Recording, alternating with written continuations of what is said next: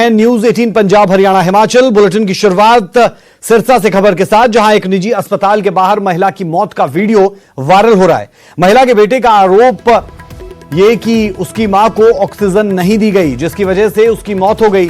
हालांकि अस्पताल के डॉक्टर्स अंजनी अग्रवाल ने अपने ऊपर लगे आरोपों को सरासर गलत बताया। गौरतलब है कि कुछ दिन पहले भी इसी अस्पताल में एक मरीज का एक दिन के इलाज का बिल हजारों में आने के बाद परिजनों ने खूब हंगामा किया था। ये तस्वीरें, और आप देख सकते हैं इन तस्वीरों में कि परिजन यहां पर मौजूद और बहस होती हुई अस्पताल पर भर्ती ना करने का आरोप भी यहां लगा है।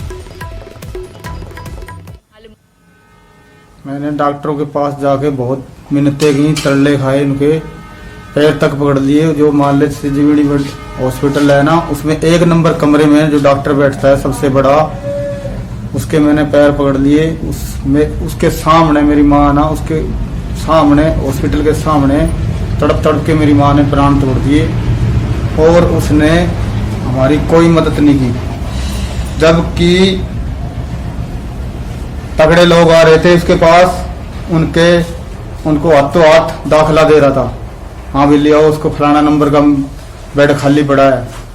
हमने पूछा तो जाके हमको बोलने लगा बेड खाली नहीं है, हमारे पास कोई ऑक्सीजन ही नहीं है। जो तकड़े वाले आ रहे थे, अमीर लोग आ रहे थे, उनको दाखिल कर रहा था। वो महिला जब हमारे पास आई तो उस समय हमारे पास इमरजेंसी में 3 मरीज थे और कोई जगह नहीं थी और कोई ऑक्सीजन वाला बेड नहीं था। तो ये उनको एडवाइस किया गया कि आप सिविल हॉस्पिटल या किसी अन्य हॉस्पिटल ले जाएं, लेकिन वो शायद लेके नहीं गए और बाहर उस मरीज को लेके बैठे रहे। अचानक मेरे स्टाफ ने कहा कि वो मरीज को दिक्कत हो गई है, तो मैं तुरंत भागा बाहर गया उसकी हेल्प करने। इतने उसके परिजन थोड़े भड़क गए थे और फिर हमने कहा कि ठीक है। वो कहता हम अंदर नहीं जाना चाहते, तो हमने अपनी एम्बुलेंस के अंदर उसको शिफ्ट कराया। यही मामला था। सिर्फ ये है कि मरीज क्योंकि हमारे पास वो आया तो उसने बाहर शायद वो अपनी गाड़ी का इंतजार कर रहा था, तो उसे हमें कोई कम्युनिकेट नहीं किया, तो ये दिक्कत हुई। गुरुग्राम में कोरोना मरीजों के लिए बेड नहीं है। सीएम के आदेशों के बाद भी व्यवस्था यहां पर नहीं हो पाई। ये हम नहीं, खुद बीजेपी विधायक कह रहे हैं। हालांकि व्यवस्था का दावा किया जा रहा है और अगर व्यवस्था हो भी गई तो चुनौतियां कम नहीं है। ये रिपोर्ट जरा आप देखें।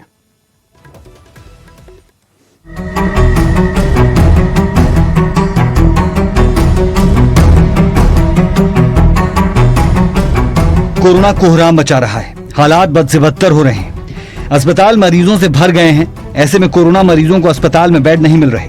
सबसे ज्यादा बुरा हाल तो उन मरीजों का है जो ऑक्सीजन पर है या फिर जिन्हें वेंटिलेटर की जरूरत है, क्योंकि अस्पताल तो मरीजों से पहले ही भरे पड़े हैं। ऐसे में परेशानी और ज्यादा बढ़ गई है। साइबर सिटी गुरुग्राम हरियाणा का सबसे ज्यादा प्रभावित जिला है, जहां रोजाना हजारों लोग कोरोना की चपेट में आ रहे हैं। ऐसे में सीएम मनोहर लाल ने खुद बीड़ा उठाया साइबर सिटी में कोरोना मॉनिटरिंग का और 26 अप्रैल को अधिकारियों को आदेश दिए कि 500 बेड्स की व्यवस्था की जाए।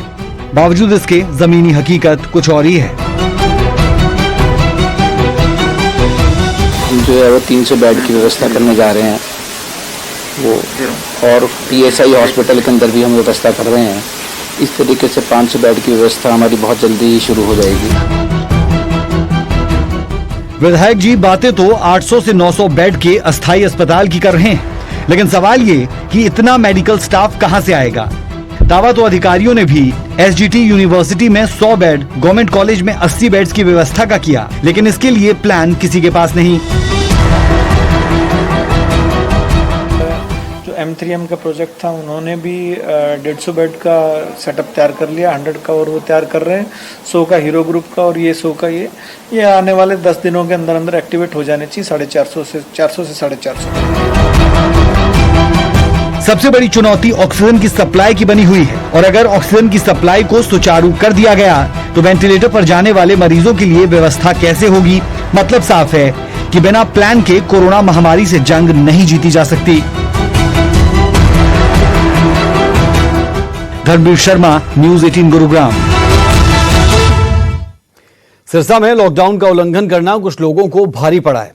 सुबह के वक्त पार्कों में सैर कर रहे लोगों की उस वक्त शामत आ गई जब तमाम पार्क्स का पुलिस ने निरीक्षण किया। पुलिस को देखते ही लोग इधर उधर भागते नजर आए।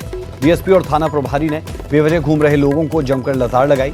आपको बता दें कि हरियाणा में 17 मई तक लॉकडाउन बढ़ाया गया है, लेकिन इसके बावजूद कुछ लोग लॉकडाउन की धज्जियां उड़ा रहे हैं। वहीं पुलिस ने साफ तौर पर कहा कि अगर कोई भी बेवजह घर से बाहर निकलता है तो उसके खिलाफ सख्त कार्रवाई की जाएगी।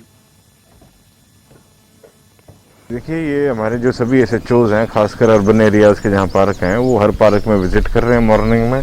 और जो भी लोग हैं, जैसे पहले से तो कम लोग हैं और कईयों में तो हैं ही नहीं, पर जहाँ भी जो मिलते हैं उनको वहाँ से भेजा जाता है, मास्क भी बांटे जाते हैं और जो है किसी को पार्क में घूमना अलाउड नहीं है, लॉकडाउन लगा। फरीदाबाद के छानसा गांव में वेस्टर्न कमांडो कोविड हॉस्पिटल की शुरुआत हो गई है। इस हॉस्पिटल में कोरोना संक्रमित मरीजों का इलाज किया जाएगा। फिलहाल अस्पताल में 100 बेड की सुविधा है। 35 महिलाएं और 65 पुरुष मरीजों का इलाज किया जा सकेगा। जल्द ही 100 और बेड बढ़ाए जाएंगे। इसका काम शुरू कर दिया गया है। वहीं इस मौके पर केंद्रीय राज्य मंत्री कृष्णपाल गुर्जर ने कहा कि देश की सेना हर आपात स्थिति से निपटने में सक्षम है और कोरोना महामारी से निपटने में सेना का पूरा सहयोग मिल रहा है। वहीं उन्होंने कहा कि हॉस्पिटल में ऑक्सीजन की कमी नहीं होगी। सभी बेड के हाथ ऑक्सीजन और वेंटिलेटर की सुविधा उनके पास मौजूद है। 300 ऑक्सीजन सिलेंडर एडवांस में रखे गए हैं। अभी इस हॉस्पिटल में सेना के डॉक्टर्स ही मरीजों का इलाज करेंगे। ये कोविड का संकट आया है तो हमारे देश की सेना उसमें अपना भरपूर सहयोग कर रही है और उसी निमित्त फरीदाबाद के इस छानसा में अटल बिहारी मेडिकल हॉस्पिटल में वेस्टर्न कमांड द्वारा 100 बेडेड कोविड हॉस्पिटल का आज लेवल 1 का फैसिलिटी है। ये डिस्ट्रिक्ट की जो हेल्थ अथॉरिटीज़ हैं उनकी मदद से चलाई जाएगी। तो यहाँ पर जो भी पेशेंट रेफ़र होगा वो चीफ मेडिकल ऑफिसर के ऑफिसर, नोडल ऑफिसर लगाए गए हैं, वो यहाँ पर रेफ़र करेंगे। और चूँकि यहाँ पर सिर्फ ऑक्सीजन बेड्स फर्स्ट फेज़ में अवेलेबल हैं तो इसी तरह के पेशेंट रेफ़र किए जाएंगे। खबर अंबाला से है, जहां पुलिस ने एक घर से 33 खाली ऑक्सीजन सिलेंडर बरामद किए हैं। साथ ही एक शख्स को हिरासत में लिया है। वहीं इस मामले पर स्वास्थ्य मंत्री अनिल विज ने कहा कि हम जमाखोरी के मामलों के खिलाफ कार्रवाई कर रहे हैं। अब तक कम से कम 45 लोगों को गिरफ्तार किया गया है। आपदा के समय जमाखोरी करने वालों को बख्शा नहीं जाएगा। हम जहाँ पर ऐसी जानकारी आ रही है उनके खिलाफ कार्रवाई कर रहे हैं। लगभग 45 लोगों को हम गिरफ्तार कर चुके हैं और हम बख्शेंगे नहीं किसी को। ऐसे समय में जो मुनाफाखोरी करने की कोशिश करेगा, चाहे वो मेडिसिन्स में करेगा, चाहे वो सिलेंडर में करेगा या किसी और चीज़ में करेगा, तो हम जहाँ पर ऐसी जानकारी आ रही है उनके खिलाफ कार्रवाई कर रहे हैं। लगभग 45 लोगों को हम गिरफ्तार कर चुके हैं और हम बख्शेंगे नहीं किसी को। ऐसे समय में जो मुनाफाखोरी करने की कोशिश करेगा, चाहे वो मेडिसिन्स में करेगा, चाहे वो सिलेंडर में करेगा या किसी और चीज में करेगा, तो हम देश में बेकाबू हो रहे कोरोना पर कांग्रेस ने केंद्र सरकार को निशाने पर लिया है। वहीं गंगा तट में मिली लाशों पर भी सवाल उठाए हैं। कांग्रेस के राष्ट्रीय प्रवक्ता रणदीप सिंह सुरजेवाला ने कहा कि बीजेपी लाशों पर भी सियासत कर रही है। सुरजेवाला ने कुरुक्षेत्र के सरकारी अस्पताल में मास्क, पीपीई किट और सैनिटाइजर का वितरण किया। वहीं पत्रकारों से बातचीत में उन्होंने कहा कि बीजेपी सरकार को जिस तरीके की चीजें हो रही है वो नहीं करनी चाहिए और साथ साथ बता दें कि सरकार से भी ऑक्सीजन और दूसरी सुविधाओं को लेकर सवाल पूछे। सुरजेवाला ने कहा कि अगर सरकार ने इस बीमारी को गंभीरता से नहीं लिया तो इसके परिणाम बहुत बुरे हो सकते हैं। रणदीप सिंह सुरजेवाला हरियाणा प्रदेश के अलग अलग इलाकों में निकले हुए हैं और पहले टेवा में इन्होंने जो तमाम पीपी किट है, मास्क और सैनिटाइजर वितरित किया। अब ये कुरुक्षेत्र में पहुंचे हैं और यहाँ पर कुरुक्षेत्र के सरकारी अस्पताल में मास्क के साथ साथ सैनिटाइजर, तमाम जो जरूरतमंद की सुविधाएं हैं वो दी जा रही हैं। खुद रणदीप सिंह सुरजेवाला से बात करेंगे क्योंकि कोरोना धीरे धीरे प्रदेश में बड़ी तेजी से बढ़ रहा है। यहाँ तक कि सरकार भी मान रही है कि अब शहर से होता हुआ कोरोना केस गाँव के अंदर प्रवेश कर चुका है। सुरजेवाला साहब, काफी तेजी से बढ़ते जा रहे हैं कोरोना के केस, ना जाने कितने लोग इस दुनिया को छोड़कर जा रहे हैं। क्या शहर हो या गांव, कोरोना की महामारी का संकट एक काल के ग्रास की तरह पूरे समाज पर छाया है। आज ही अरोड़ा साहब ने बताया कि किस प्रकार से किरमच जो हमारा बड़ा गांव है वहां किस प्रकार से 4-5 लोगों की बुखार यानी कोरोना से मौत हुई, पर सरकार टेस्टिंग करवा ही नहीं रही। खट्टर साहब को दुष्यंत चौटाला जी बजाय अपना राजधर्म और जिम्मेवारी निभाने के वो सत्ता की अट्टालिकाओं के अंदर छुपे बैठे हैं। बजाय आज जनता में जाकर ऑक्सीजन उपलब्ध करवाने, आइवरमेक्टिन और रेमडेसिवियर का इंजेक्शन दिलवाने, फेबिफ्लू की गोली दिलवाने, टोसिलाजोम का इंजेक्शन दिलवाने, जिंकोविट और पैरासीटामोल का इंतजाम करवाने, वेंटिलेटर का इंतजाम करवाने, अस्पताल बेड्स का इंतजाम करवाने, उनकी बजाय सरकार नदारद है, उसकी गुमशुदगी के पर्चे लगे हैं। आज सरकार लोगों की जिंदगी से खेल रही है। सरकार, खट्टर सरकार जिम्मेवार है। इस प्रदेश के अंदर लगभग 5,500 लोगों की कोरोना से मौत हो चुकी, 6 लाख को कोरोना का आंकड़ा पार कर चुका। कौन जिम्मेवार है? वो 300 करोड़ रुपया जो मुख्यमंत्री ने आपदा राहत के नाम पे इकट्ठा किया था और 20,000 करोड़ जो प्रधानमंत्री मोदी जी ने किया था, वो कहां गया? वो किसकी जेब में गया? एक तरफ देश भर में वैक्सीन की शॉर्टेज का आलम यह है कि कई राज्यों में 18 साल से ज्यादा उम्र वाले लोगों को टीके दिए जाने में देर या कटौती हो रही है, तो दूसरी तरफ वैक्सीन बर्बाद किए जाने का सिलसिला लगातार बना हुआ है। सबसे ज्यादा वैक्सीन वेस्टेज के मामले में हरियाणा लगातार लिस्ट में बना हुआ है। ताजा लिस्ट के मुताबिक हरियाणा के अलावा असम और राजस्थान उन पहले 3 राज्यों में हैं जहां वैक्सीन सबसे ज्यादा बर्बाद हुई। अप्रैल के महीने से ही हरियाणा उन राज्यों में टॉप स्थानों पर दिखा जहां वैक्सीन की बर्बादी चिंताजनक हो रही है। सोमवार को जारी किए गए आंकड़ों के मुताबिक 6.49% वैक्सीन वेस्टेज के साथ हरियाणा टॉप पर रहा, जबकि 5.92% वेस्टेज के साथ असम दूसरे और 5.68% आंकड़े के साथ राजस्थान तीसरे नंबर पर रहा।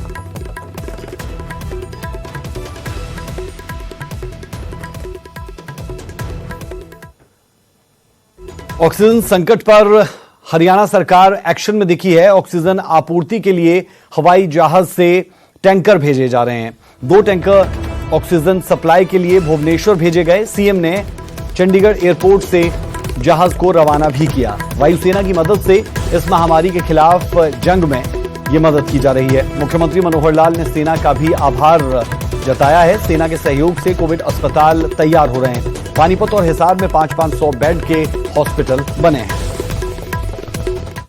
मैं एयरफोर्स स्टेशन चंडीगढ़, जहां से एयरफोर्स के जहाज में 2 हमारे कैंटर भुवनेश्वर के लिए गए हैं ऑक्सीजन लेने के लिए, और इस ऑपरेशन को यहाँ से लोडिंग एयरफोर्स के जो एयरक्राफ्ट में 2 टैंकर्स की हुई है, उसको मैंने प्रत्यक्ष देखा है।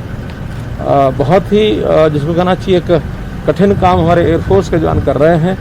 एयरफोर्स का मैं इस सर्विस के लिए लोगों की जो कोरोना के समय में जो सहायता की जा रही है ऑक्सीजन लाने के लिए, मैं इसके लिए बहुत बहुत उनका धन्यवाद करता हूं। महामारी पर लगाम लगाने के लिए सरकार और स्वास्थ्य विभाग के साथ साथ हर कोई प्रयास में जुटा है। बात करें भिवानी की तो यहां सीआईडी कार्यालय में हवन कर महामारी रोकने की पहल की गई। सीआईडी के डीआई आजाद ढांडा ने कहा कि आज आम आदमी की सोच और पर्यावरण शुद्ध होना ही महामारी पर रोक है। बता दें कि आयुर्वेद के प्रसिद्ध चिकित्सक परमेश्वर अरोड़ा ने एक वीडियो जारी की जिसमें उन्होंने लोगों की सोच और पर्यावरण शुद्धि के लिए 11, 12 और 13 मई को सुबह 10 बजे हवन करने की अपील की। इसके बाद सीआईडी कार्यालय में हवन की शुरुआत हुई। सभी कर्मचारियों ने हवन में आहुति डाली ताकि कोरोना से मुक्ति मिल सके।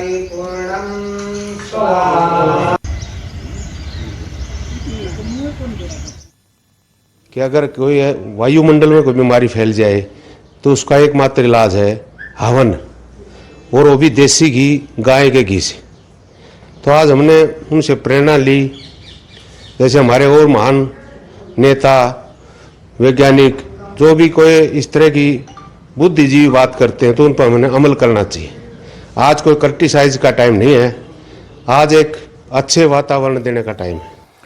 अगली खबर का रुख करते हैं और खबर आपको बता दें कि कोरोना से ही जुड़ी है। कोरोना के कहर के आगे हर कोशिश नाकाफी नजर आ रही है। ऐसे में सिरसा और पानीपत में रोडवेज ने कोरोना से जंग जीतने के लिए हाथ बढ़ाया है।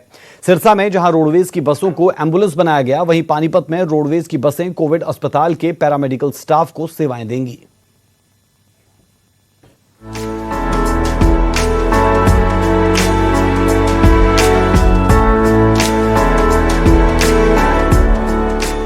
कोरोना का प्रकोप दिन ब दिन बढ़ता जा रहा है। कहीं ऑक्सीजन की कमी खल रही है तो कहीं वेंटिलेटर की। यहां तक कोरोना मरीजों को अस्पताल जाने के लिए एम्बुलेंस तक नहीं मिल पा रही। ऐसे में सिरसा रोडवेज ने अच्छी पहल की है। रोडवेज बसों को एम्बुलेंस बनाया जा रहा है। एक बस में 4 मरीजों के लिए पूरी व्यवस्था की गई है। एम्बुलेंस में ऑक्सीजन सिलेंडर की भी सुविधा है।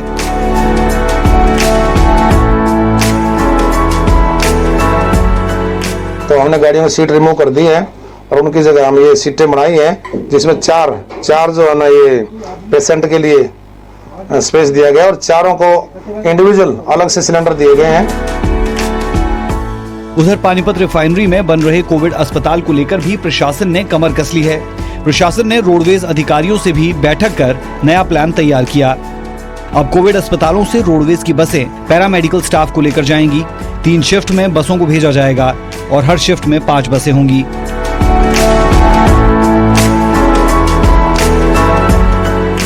इसमें अभी फिलहाल तो स्टाफ के लिए इंतजाम किए गए, जो पैरामेडिक्स और डॉक्टर्स लगेंगे। इसमें जीएम रोडवेज की बसें लगेगी और प्राइवेट स्कूल की बसें लगेगी।